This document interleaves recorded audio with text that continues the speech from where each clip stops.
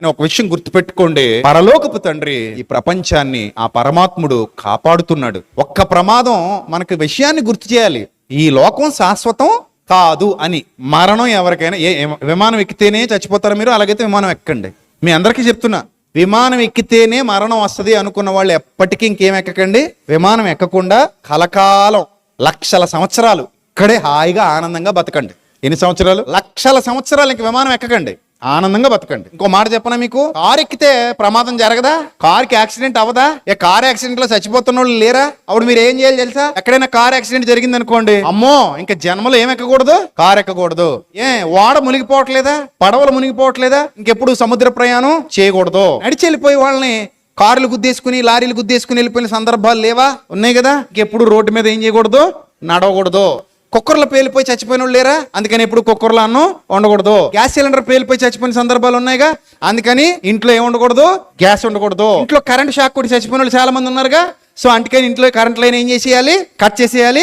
ఇంకెప్పుడు కరెంట్ జోలికి వెళ్ళకూడదు. సెల్ ఫోన్ పేలిపోయి చచ్చిపోయిన వాళ్ళు ఉన్నారా లేదా? చాలా మంది ఉన్నారు కదా, అందుకని మీరు ఇంకెప్పుడు సెల్ ఫోన్ వాడకూడదు. పెళ్ళాం చేతిలో చచ్చిపోయిన వాళ్ళు చాలా మంది ఉన్నారు కాబట్టి పెళ్లి చేసుకోకూడదు. మొగుడు చేతిలో చచ్చిపోయిన వాళ్ళు కూడా చాలా మంది ఉన్నారు కాబట్టి మొగుడు మనకి ఇంకా వద్దు. మరి ఏం చేద్దాం? ఆకాశానికి పోయి అక్కడ ఏదైనా అవకాశం ఉంటే ఆకాశంలో బతుకుదాం.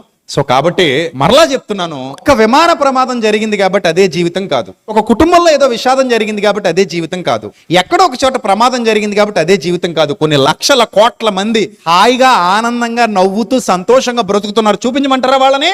వాళ్ళు ఎక్కడున్నారో చూపించమంటారా? ఇది ఇక్కడే ఉన్నారు, ఇది ఇక్కడే ఉన్నారు. ఇక్కడ ఉన్న వాళ్ళందరూ కూడా నవ్వుతూ ఉన్నారు, సంతోషంగా ఉన్నారు, ఆనందంగా ఉన్నారు. పొద్దునే 12 ఇడ్లీలు తినొచ్చారు, 10 అట్లు తినొచ్చారు, 15 పూరీలు తినొచ్చారు. వీళ్ళు ఇంత హ్యాపీగా 20 బజ్జీలు 15 పూరీలు తిని ప్రశాంతంగా ఇక్కడికి వచ్చిన వాళ్ళు ఇంతమంది ఉంటే ఏంటి మీ నెగిటివ్ ఆలోచనలో? ఎప్పుడు ఏదో అయిపోయింది నాకు అయిపోద్ది, ఏదో జరిగిపోయింది నాకు జరిగిపోద్ది. వద్దు, అది కరెక్ట్ కాదు. పరలోకపు తండ్రి ఈ ప్రపంచం ఎడల బాధ్యత కలిగి ప్రపంచాన్ని ప్రేమిస్తూనే ఉన్నాడు. ఆయన ఎంతో మందిని ప్రేమిస్తున్నాడు. అందుకే దేవుడు ఏమై ఉన్నాడు?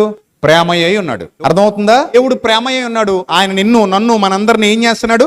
ప్రేమిస్తున్నాడు. సహజం, ఈ లోకంలో ప్రమాదాలు జరగడం సహజం, ఇబ్బందులు ఎదురవడం సహజం, కొన్ని సందర్భాల్లో కొన్ని సిచ్యువేషన్స్ ఫేస్ చేయడం సహజం. సహజంగా ఇవన్నీ జరుగుతుంటాయి. వాటిని బట్టి ఇదే జీవితం అని అనుకోకూడదు.